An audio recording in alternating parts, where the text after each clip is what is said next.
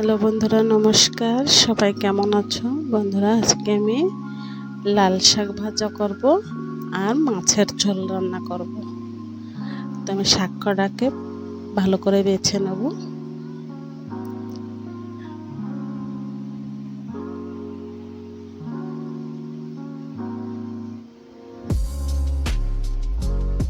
শাক কটা আমার বাছা হয়ে গেছে, এবার ধুয়ে পরিষ্কার করে নিয়ে আসবো।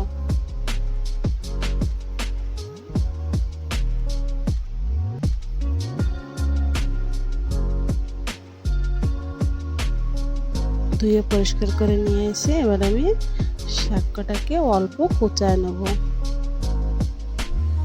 অল্পই শাকে আমি কিছু কাঁচা লঙ্কা আর কয়েক রসুন দেব। কাঁচা লঙ্কা কটাকে বেছে কেটে নেব।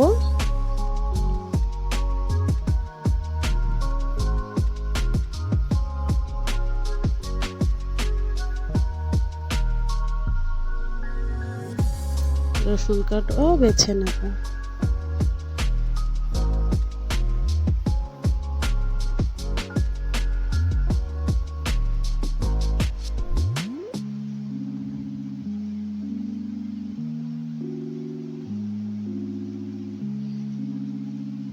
রসুনগুলো বাছা হয়ে গেছে।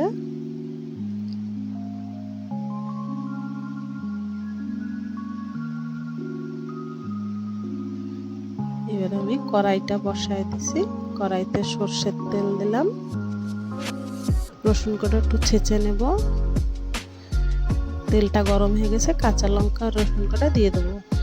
দিয়ে একটু ভাজা হয়ে অল্প একটু ভাজা করে শাক কটা দিয়ে দেবো।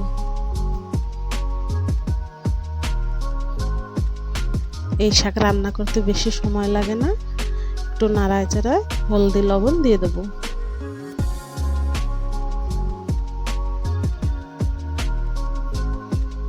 হলুদ লবণ দিয়ে একটু নাড়াবো।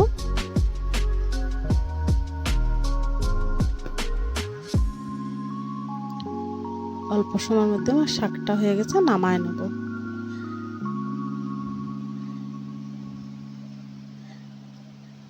এবার কড়াইটায় আর একটু তেল দিয়ে দেবো।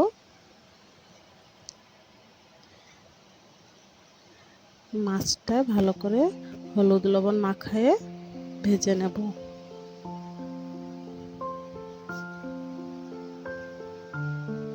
কড়াইতে আবার আমি সরষের তেল দিয়ে দিলাম। একটু বেশি করে দিছি, একবারে মাছ ভেজে নেব।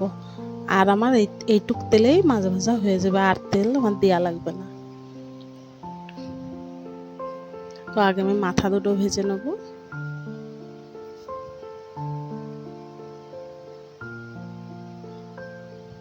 মাথা দুটো ভাজা হয়ে গেছে। এবার মাছের পিসগুলো ভেজে নিয়ে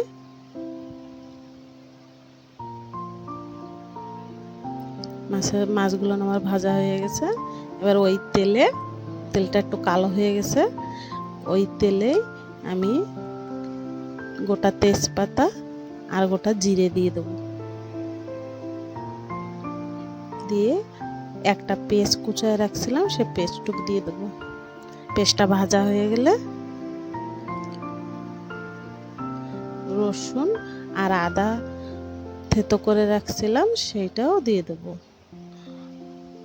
আদা রসুন একটু ভাজা হয়ে গেলে টমেটো আর আলু কুচায় রাখছিলাম, এটা দিয়ে দেবো। তারপরে হলুদ আর লবণ দিয়ে দেবো। দিয়ে একটু নাড়ায়ে একটু ভাজা করে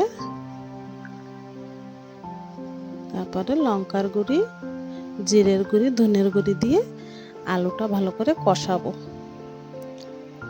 ভালো করে কষানো হয়ে গেলে পরে জল দিয়ে দেবো।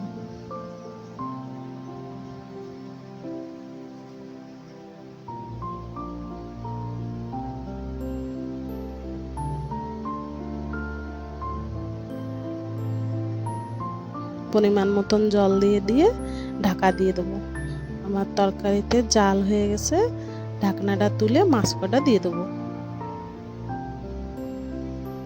মাছ কটা দিয়ে একটু নাড়ায় দিয়ে আবার ঢাকা দিয়ে দেবো।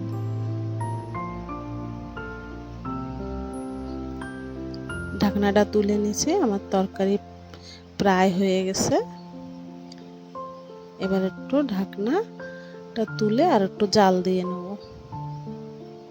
তরকারিটা একটু ফুটবে, তারপরে নামায় নেব। তরকারিটা আমার হয়ে গেছে, এবার আমি নামায় নেব।